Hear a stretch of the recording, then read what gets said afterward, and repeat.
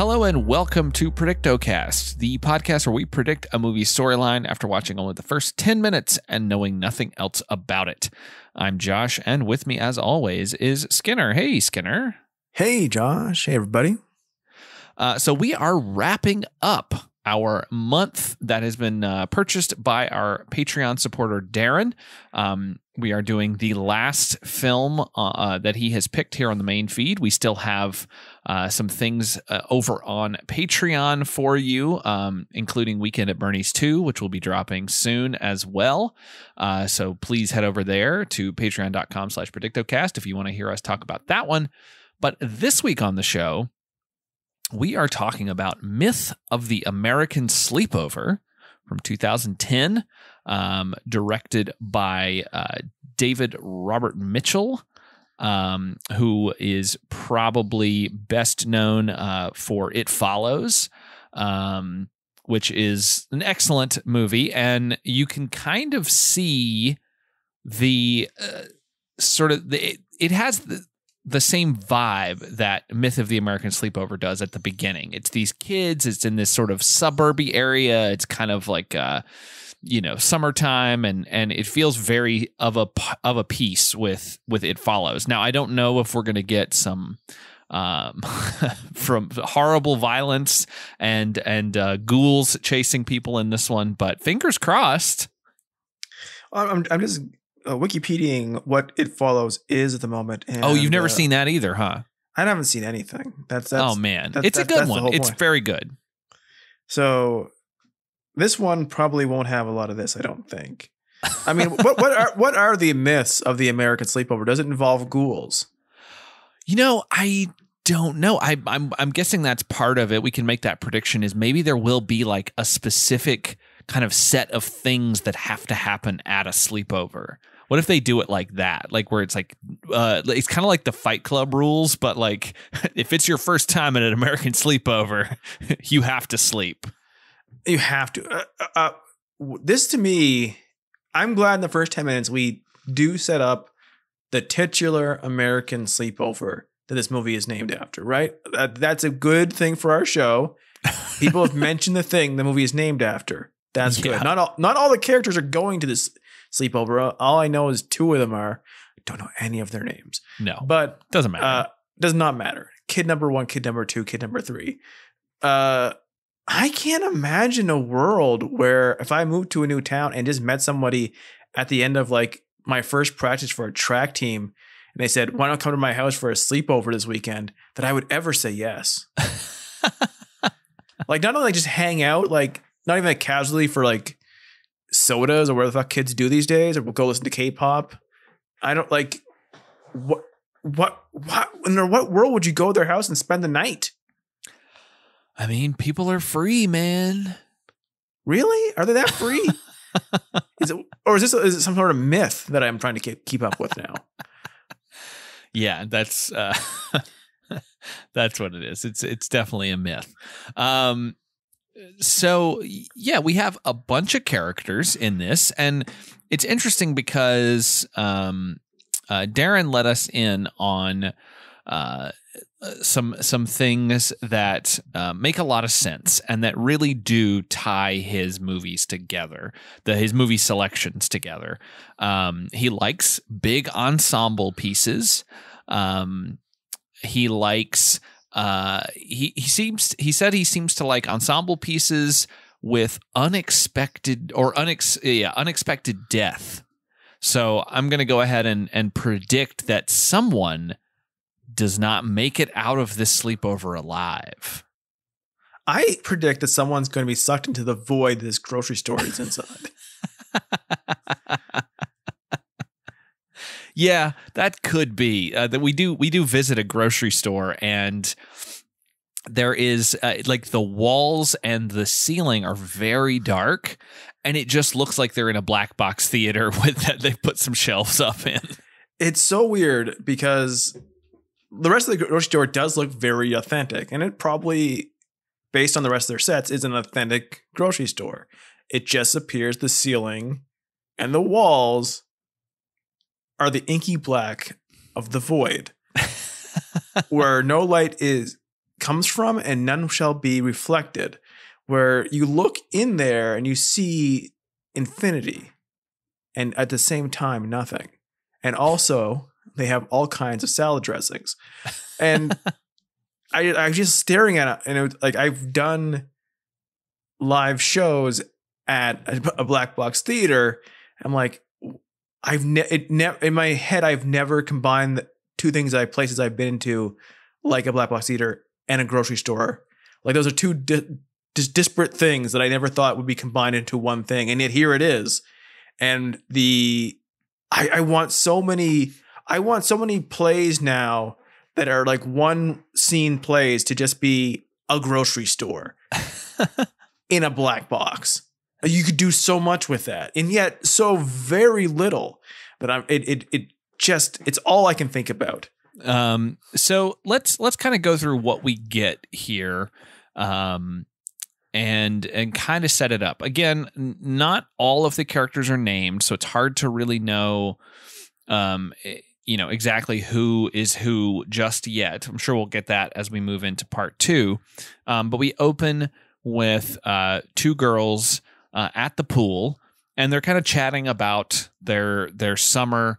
Summer's about to wrap up. One of the girls asks the other, when does the pool close? And she's like, yeah, whenever it gets cold, whenever school starts back. And they kind of start talking about if they did enough in the summer. One of the girls reaches over to a nearby cooler and snags 2 beers out of it. And in response to the question of, did we do enough this summer? Someone says, well, you just stole 2 beers. And it's as if that is enough. I mean, and it is, honestly. It's more than one thing. It's 2 things. It's 2 beers. Each theft counts as a distinct act. I mean, that's like 2 months worth in one day. I mean, what more can you ask? And they're drinking it in a public place in front of all the other kids. And also, the one girl is making eyes with the person who is probably not a lifeguard, but is probably just skimming the pool. The pool boy. He's long, he's lanky. She makes eyes at him. He makes some shy eyes back. He finishes up his shift here, and then he heads over to the fall wells. Oh, he's got a really good business plan for a startup that they're just very interested in. Very interested in. It's called Free Mustache Rides. It's called Cuck USA. But that's supposed to be their insult for us. How can they be doing it? I don't know, man. It's always the when you point a finger at me, you got 3 pointing back at you, or whatever old people say. It's almost like no one normal ever used that word except for these weirdos on internet forums who found it on fucking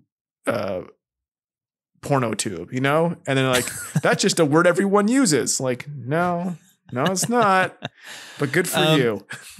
So we have that. We have some kids in a grocery store. A kid, he is shopping with his mom. He passes a girl that he is interested in. They kind of make eyes at each other slightly. Later, he spots her in this grocery store, smelling some shampoo, deciding what she wants to buy. And he then goes up and also takes a whiff out of the bottle of shampoo. And then the most humiliating thing of all time happens. And that is the grocery store pages him over the intercom and says, your mom is waiting for you. He should have just melted into the floor. Just disappeared off. He should have just gone over to that black void wall and just became one with it. Just gone forever. Yeah. His mom will never find him. No page will ever catch his ears again. If there is a void in the ceiling of this thing and it's just sucking people in, he should have just turned off his gravity boots and just let it take him. Just walk out into the mist, man. Just let those big spider bugs take you. But that's such a humiliating thing to have happen. Like I've had it happen to me before. It doesn't matter how old you are. It doesn't matter if like you're still a kid. It's still so embarrassing because it immediately turns the attention to you because everyone hears it. And if they hear an announcement, oh, please come to the front because your mom is waiting for you. As soon as they see you walking, they go, well, that's who that was about. And they know you. And you're just like, I don't want you to know me. And then like, oh God, if you're young and people in the store know who you are, they recognize your name, even better. Here's the flip side to that. If I worked at the store and that request came to me, oh man, what I could work that day for free. Because that's all the payment I need. It. I would savor every single sentence that I'm saying out loud. Excuse me, little Johnny, your mom is waiting for you. She says you might have a dirty diaper. Please come to the front. I would make sure every time, whether requested or not, to say that their mommy is waiting for them at the front of the store. If you come back to the front right now, she'll give you a nice hard candy. You have a nice hard candy. You can have one of those candy baby suckers that you love so much, and you can suck it all the way home. Little Johnny, if you make your way back to the front right now, she said she'll give you a shiny quarter to try out one of the machines by the front door. You can ride that car that shakes back and forth. And then all your friends can take pictures of you because you're now a driver. And we'll give you a little, I'll write on a piece of paper that says driver's license, little Johnny. If you come up here and ride in the car right now, I'll give you this old-fashioned driving cap and some gloves. And I'll turn the fan on you so it'll blow through your hair like you're whipping down the Pacific Coast Highway. With your mommy. With your mommy in tow. Oh, what a great, like, we were commenting to each other that this does feel like kids. Oh, it feels so accurate. Not the movie Kids. No, well, we don't know yet. It might get very sketchy. I would think you would warn us if we were watching a Kids. You think? Maybe, but maybe not. I mean, I don't think that David Robert Mitchell is as bad as Larry Clark, so I think we're probably safe. Do you think like someone would pay for us and go like, hey, watch this movie Zoo and not say anything? No, I mean, I think that's enough in the public consciousness that we would know. But yeah, no, I don't think we're going to get too sketchy, but it does feel very authentic to sort of a high school experience. It is very unlike the things that we're used to seeing, especially in like the 90s and early 2000s when they were in like schools and the people playing the teenagers were in their like, you know, mid 20s or late 20s, you know. And what a miserable existence that must be. What, to be an actor playing a teenager? Like you having to go through you're finished teenager, you're a full ass grown person, like in your mid to late 20s, and they're like, okay, you're gonna play an 18-year-old. Like, what? I had to have everyone who's stupid in the world like come up to me like, you're a child in the streets. You're but a baby. Did your mommy call you to the front of the store if you're left alone? How many more times is that kid going to get embarrassed? I hope a lot. I mean, he smelled that shampoo and he stared at her foot pretty carefully. Yeah, that is true. They do as much as movies are going to let like regular kids, and they talk. I don't know if you remember, but in movies and stuff, kids have charisma and talk with energy. Most teenagers kind of talk flatly and boringly because they're terrified of showing any particular emotion either way because they could be used against them. And these children appear to be doing that, where we have these two girls. They're at a track meet and they finish, and one says to the other, my favorite line in the first 10 minutes, she turns to her and goes, "You're fucking fast," which is great. Which is such a great line in what appears to not be a straight comedy, kind of. No, it's great, and it's a really cool thing because this is ostensibly the first conversation they've ever had. Yeah, like, and she's this is the one who's going to invite the girl who is fucking fast to the sleepover. I do have these characters' names. So Claudia is the person who's holding the sleepover, and Janelle is the new quote fucking fast person at the school. Yeah, she's new to town, and she already has a boyfriend. I always love when characters talk about a different person that they both kind of know, but they use their full name. She's like Sean Barber. She's like, "You're dating Sean Barber?" I'm like, just say Sean. Like, Sean Barber's so hot. He never gets called to the front of the store by his mommy. I don't.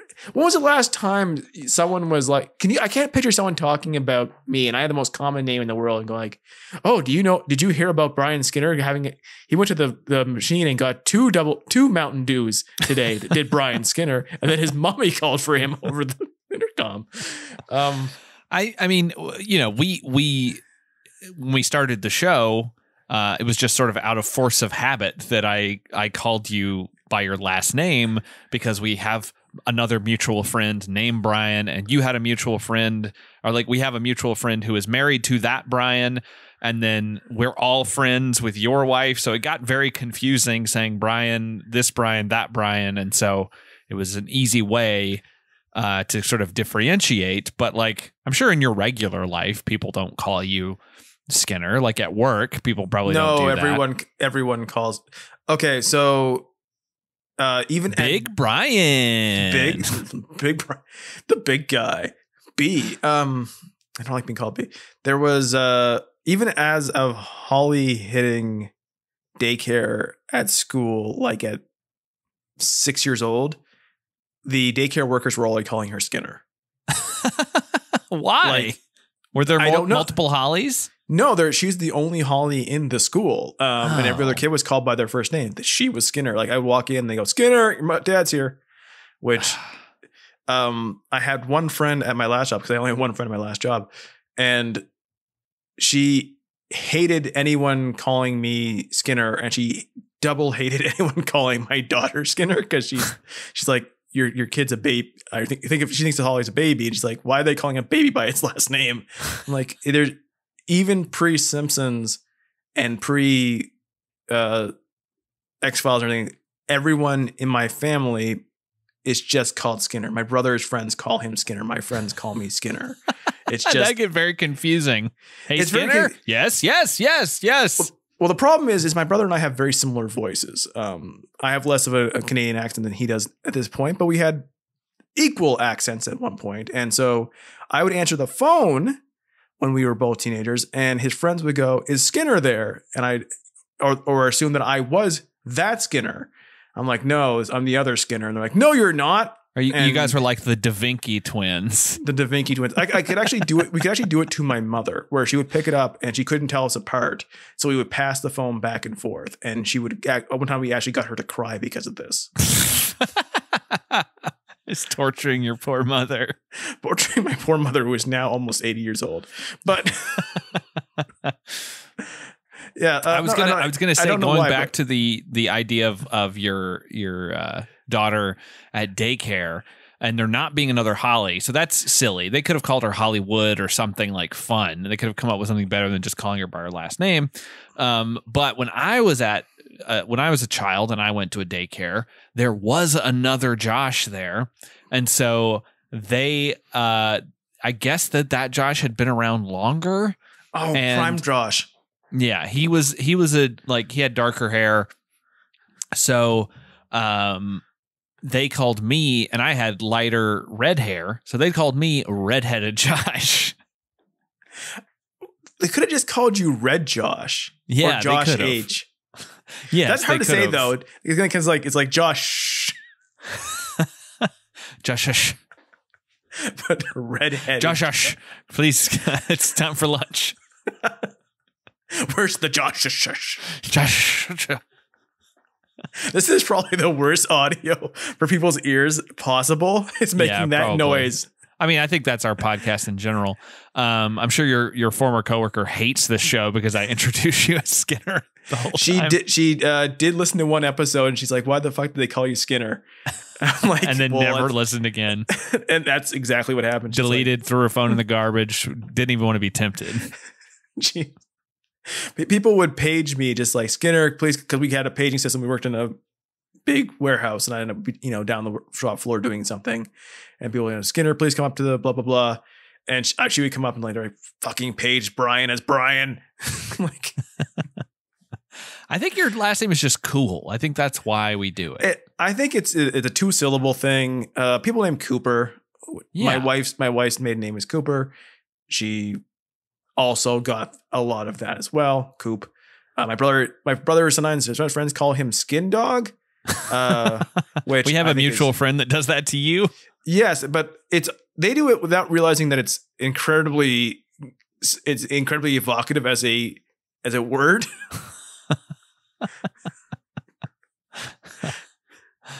But yeah, I was always glad my name was not Richard Skinner, because Dick Skinner is a terrible name. Back to the children in this movie and their mommies. We see Claudia being impressed that Janelle is dating Sean Barber. And she says that she saw Janelle at a party last week together, but she also said that she didn't really look happy to be there. And Janelle's like, well, it's just because I don't really know anybody yet, and I'm still sort of figuring things out. And so Claudia invites her to a sleepover at her place, I'm assuming titular sleepover, and asks her what she likes to drink. And she's like, I don't know. And she's like, you're dating a guy who's older than you. I think Sean Barber is a senior. She's like, you're dating a senior and you don't know if you're a beer girl or a liquor girl yet. And she's like, I don't know, wine. So I'm interested to see if like Janelle is not a drinker, and like maybe she gets drunk at this party, or they spike her drink. Maybe something like that. I think they're going to. I would feel, because right now, at first, I wasn't sure what their interaction was, and then when Claudia was more going on about, I saw you at the party, I was watching you, you're dating that specific guy. She kind of has a moment with the boyfriend at the window. It seems like they maybe have some sort of shared history. Oh, maybe. It feels like a setup, like where she's jealous and she's going to try to humiliate her, put her in her place. Maybe. Yeah. I do like, I think that makes a lot of sense, because Claudia is like, okay, this girl who has just moved to our school fucking fast. So she's already like doing really well on the track team, and she's dating this like well-known dude. Like maybe Claudia feels threatened by that, and so is going to try to do something to, show her that she's in charge. I don't know. Maybe. Who knows? Maybe they'll carry her a little bit, but I don't know. It's always funny to me, because it's always in these movies and in real life in the States, but like the whole deal, like they introduce each other after mentioning that they're fucking fast. I'm blah, blah, blah junior. And she's like, oh, blah, blah, I'm sophomore. And then, my Sean Barber is a senior. Canadians don't do that. We have grades. We don't have extra words for it. And no one cares which one you are. Like no one ever comes to you like, oh, you a frosh or you was junior. Like, no, I never did any of that. I don't think there was any of that stuff in high school. I can't remember that. It probably happened in college. Maybe college freshmen, like for the first 3 weeks before, the actual physical mental work of college comes in, and like all of a sudden you're just all students and you're just trying to survive, as opposed to like introduction parties. But like anytime like people reference themselves as like, oh, I'm a junior, I'm like it's like your last, oh, you mean that's what grade you're in? Oh, like I thought that maybe your dad had the same name as you. Yeah, so that's a possibility.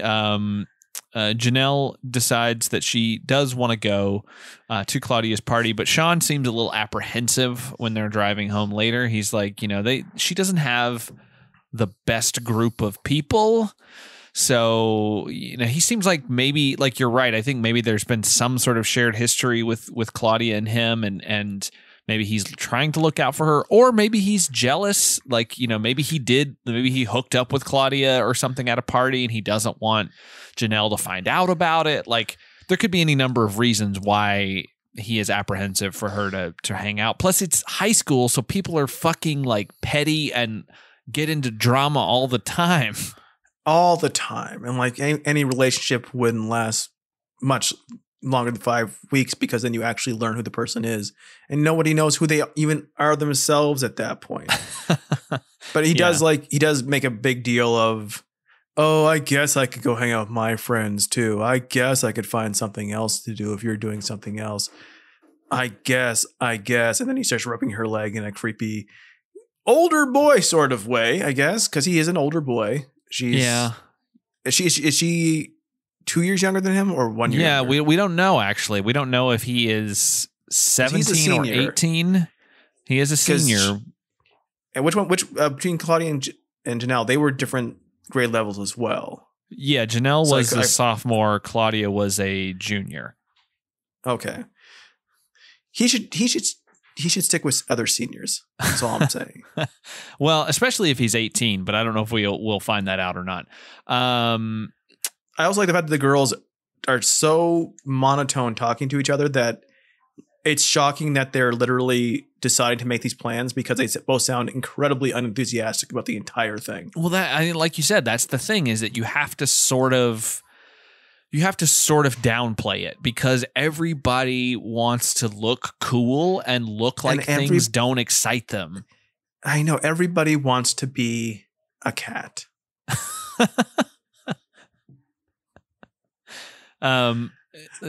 So we also cut to another group of kids. This is at the lunchroom. Oh, that's right. There is a. I forgot about that part. I haven't forgot about his haircut. Oh, that's because yes. So a guy pulls up outside the school and gets out, and it was funny because we were just talking about like how real the kids felt. Like, oh, these feel like real kids. It's not, obviously these aren't adults who are playing these characters. And then a guy gets out and he looks like he's trying to be a kid. And you're like, wait a minute. But it turns out he's just an older brother there to pick up his sister from a like after school project, but she's wrapping some things up. So he decides to wander around the halls and reminisce, I guess, about his glory days.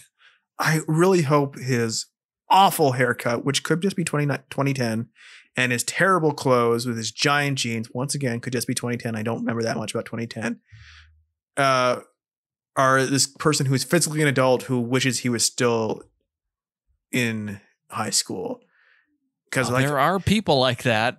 Yeah, I mean, like I was saying to you, like, and I'm, just because I was not cool in high school in any way, but like, if I walked back into my high school at any point, even like 1 week later, 2 years later, 5 years later, 20 years, I would walk around with the sense of this guy of like longing and like nostalgia and just love for this and sad love for this building. I would never have for a second. Like, oh shit, I wish I spent less time here. Someone wants to do an orange at my head. Yeah. Speaking of that, I think I might have told this story once before, but like I was a sophomore and I was eating lunch and I stood up from the lunch table, and I don't think that it was necessarily targeting me, but as I stood up from the lunch table, a milk carton just careened into the side of my head and exploded, milk all over me. And of course, everybody laughed. And then over the PA, they said, please come to the principal's office. Your mommy needs you. That last thing did not happen, but the first thing did, and it was gross. I smelled like milk. I could not get in touch with my mom. She was not there waiting for me. I could not get in touch with her, so like I wiped off the milk. Thankfully, I was wearing one of those big, like puffy jackets that you could easily wipe things off of, kind of like the winter jackets in a way, that are made to repel rain and snow and milk in this case. And so I was wearing that, so I was able to wipe it off pretty well. It didn't get on me that much, but it was still just an incredibly humiliating thing. And maybe they were targeting me. I don't know, but I doubt it. I think it was just hey, I'm an asshole and I'm going to throw this full milk carton across the cafeteria and see what happens. And they got what they wanted, I guess. God, man. They talk about how school doesn't prepare you for what you actually have to do in life, as far as like paying taxes, buying groceries, paying bills, and just the things you actually do at jobs and things you actually do to get through life. But one thing that is good to tell kids, it's like, hey, when you're in the real world and like you're no longer in a room full of people who have no idea, have near adult bodies but child brains and had no idea what to do with all their emotions and hormones, you will get, unless you are a shitty right-wing politician, you will have so much less shit thrown at you randomly for the rest of your life. Like, not once. And I've had coworkers who don't like me. I've had coworkers who were aggressive to me as a foreigner back during the Bush-Iraq War. Which they were opposed to Canadians, I guess. That's weird. This was Freedom Fridays, and Canada, while we did help in Afghanistan, we did not go to Iraq because there was no reason to go to Iraq, and that made headlines. And so, literally, we had a little break room at the job I was at, and some of the people from the shop floor came in and said, "You can't eat here because you fucking Canadians aren't helping us against the war. You're not with us. Get out of here." And like, I'm new to the country at this point, and I'm just fucking furious all the time. But like, yet all this happens, and no time that I've been in a building of people I'm being forced to be in with, whether it's for education in college or work and paid, no one has thrown anything randomly at me. That is a very, very specific to school thing. Yeah, no, for sure. Like it was one of those things. It was like a very humiliating thing, but a very, I guess, maybe important thing for me to go through, because I feel like everyone needs to be humiliated at some point in their lives, just to know not to do it to anybody else. Not to do it, like to get that empathy, and also to appreciate every day that isn't an absolute garbage, humiliating, you stink all day. Yeah, exactly. And then if your friend who has shoulder length blonde hair gets called He-Man and Prince Adam by other people, you don't laugh along with them because it's really fucking true. You say, "Oh, it must be a really bad day for you. I have sympathy for you because I've had bad days too." He had the power. Sean's not listening to this episode. Sean, I love you, man. So to get towards the end here, we meet 4 more kids right at the end.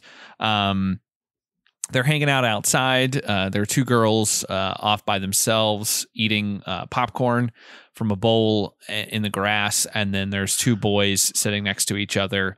They're talking about the new school year. I guess something is happening where a bunch of middle schools are sort of merging together into one high school. So there's going to be a bunch of new kids there that they don't know. And one of the kids gives the other this little, like, it's almost like a jeweler's loop on a key ring. And he says that it's this girl that he met that he says something like that. And the other kid takes it and looks into it. Like, it's like a mini viewfinder that has a photo of some girl in it. We don't see what the photo is, but it reminded me of, like, I don't think this is a real thing. You said that you think it is. So when there was a time when I was younger, where there was a company that was it was a real estate company that was kind of trying to sell their services to everyone kind of on our street, like saying, "Hey, sell your house, we'll help you." And they in the mail, they dropped off these little plastic things with a little magnifying glass at the end. And if you looked in it, it was a picture of your house. So the picture was tiny, but through the magnet. That sounds like something a serial killer would do. Well, the first thing we all thought was like, when the fuck did they take these pictures of our houses? Yes. And like, do they think as they passed these out that it would help us sell the house? That's not how you sell a house. But we had over the years 2 or 3 of these in my house, like pictures of my house in a little plastic thing. And so I do know they're real. The problem is I don't know where you would ever make these. If you took a picture with 2010 technology, even, where would you make these if you're a kid? I don't know. And who would like, if a young boy, a middle schooler came to like a store and said, here's a picture of a girl, put it inside this thing. Yeah. Like, is there a moral quandary of like, I shouldn't do this? Yeah, here's a lewd picture of a teenage girl. Like, I mean, like, God, this is slightly before 3D printing. He didn't make this himself. Well, I was going to say that I don't know if it's a real thing, only because in It Follows, he has this little bit of weird technology that he just kind of throws in and it's never explained. But like, it kind of, when that movie came out, it sort of set the internet on fire because everybody loved this little thing. And what it is, and It Follows, is this little clamshell shaped like e-reader. So it's not a phone. It's just it's like a little clamshell that you open and there's like a screen in there to read your books. And it's really cool looking, and it's amazing that thing is not on the market somewhere, because I bet it would do well. But I'm wondering if this weird little viewfinder thing is just some strange thing that David Robert Mitchell cooked up and put in this movie. But you're telling me they're real, so maybe that means that the clamshell e-reader is also real. I hope it is. I want everything. I know this one thing is real because I've held it in my hand. It did not have a picture of a girl in it, but I can't vouch for the clamshell thing. I'd have to go back in time and see if I can get one. Yeah, travel back in time before part 2 and let me know if you were successful. I will try. I will try. And that's roughly where the 10 minutes ends. Quick predictions here.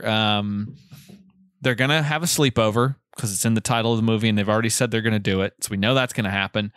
I think that Claudia might try to put Janelle in her place as a new kid and try to exert some dominance. I think you're right. I think that Sean Barber and Claudia may have had some sort of thing that happened with them. Do we think Grocery Store Kid is going to talk to the blonde girl that he sees in the grocery store? Stalk her, you mean? Yes. Yeah, probably. I mean, he knows her scent now. He can follow his nose. It always knows. Yeah, that's true. He does know what she smells like. So is he going to get like a whiff of someone in the party and go, huh? And he's going to follow her around? I mean, that's Chekhov's smell. Like at some point he has to like smell the air and go like, I know that shampoo, and he'll follow down a hallway and he'll walk in. He'll float on the scent wave like a cartoon character. And then he'll go down there and then he'll follow her. And then like she's behind a door and she's with the pool boy who are also with the Falwells. So I think, and as we mentioned up front, with Darren saying that he likes films with big ensemble casts, and also he movies with unexpected deaths, I feel like someone's going to die in this. I mean, God, you could do it where the new girl gets framed for something. Ooh, maybe that could be interesting. I feel like maybe Big Brother, he's creepy. He steals a picture of a girl from 9th. Okay, so we didn't mention that. He is walking around through the high school and he pulls a photo out of this like sort of display cabinet, and it's a picture of a girl with, it looks like maybe a dance. And he takes the photo and he folds it in half, but he's not interested in looking at the girl who is the subject of the photo. He's actually interested in what's going on in the background, which there's a guy talking to two girls, and I think he is the guy. And he seems to look at that very fondly, like remembering something, talking to these women. So maybe there's something happens there. Maybe he reconnects with these people. Maybe they're also like, they went to school together and they're back in town for some reason. Maybe he's still in town because he's a loser and he, connects with them in some way. Do you think at some point the boys will be back in town? There are so many characters. Like, I don't know what the two pool girls could end up at the party. Like, you could have the sleepover is nigh. Like, it is this night of the day that we're watching. So yes. I don't know what the time frame this movie is going to be. Whether like something happens at the party and then we have the rest of the movie is the consequences, or the rest of the movie is the party. That's I don't know. That's interesting. Like we've had those movies before where it seems like it's going to be like building up to a thing, and then that thing happens in the first 20 minutes, and then the rest of the movie is like the fallout from that thing. I kind of think it has to be that, because the other characters they would have to do a lot of world building for a lot of characters who seemingly have nothing to do with each other. You know what it is? You know what it's going to be? It's going to be that something happens at the sleepover that then follows them through the school year. Like rumors and stuff get out of it, because it does say it's the myth of the American sleepover. So it's going to be some rumor that builds and builds and builds, and it creates a mythos around a particular person or group of people that like this thing happened, and then it's like people talking about it and building it and making it weirder and weirder, like a game of telephone that like, did you hear this? And then did you hear this? And then when you get to the end, it's like, did you hear that his mom made them make an announcement over the PA and call him to the front of the store? I mean, there's so much you could have him go to that party, that sleepover. If it's a party, you could deal with more, because there are male characters and there appears to be a girl sleepover. So that also leads to more of the idea that something happens, or someone does something to Janelle, or Janelle does something to somebody, and the rest of the movie is the whole school. Because the school year is being set up, right? This is the start of school. This new girl, she's fucking fast. You could have it so if the movie could build to a party, as we do love our movies with kids building parties, we could have this kid, this boy, who just is following this girl's scent to this party. He's looking for her, and the doorbell rings. And who is it? Well, it's mommy. Yeah. I will say, looking at the poster, it's cool little hand-drawn little poster thing with all the characters. There are 17 characters represented on the cover here, so this one might be really tough. This is not our forte. I know we've done a whole month of, but none of those had this many characters to keep track of. Even that goddamn phone movie, I didn't know which one was Barb, which one was Gail.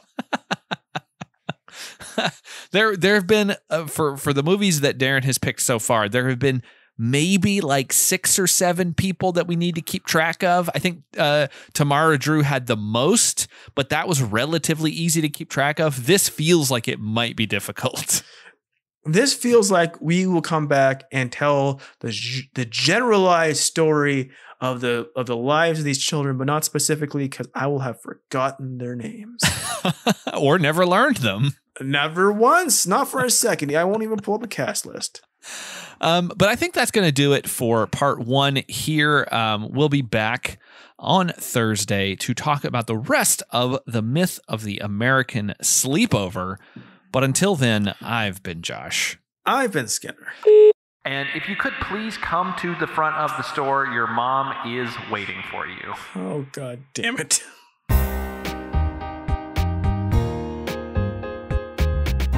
If you like the show, subscribe, rate, and review us over at Apple Podcasts. We're on Twitter and Instagram at predictocast, and you can find our entire back catalog at predictocast.com. Our theme music is by Kyle Sledge. Find more of his work at soundcloud.com/geistmusic. To get monthly bonus content, sign up at patreon.com/predictocast. As always, thanks for listening.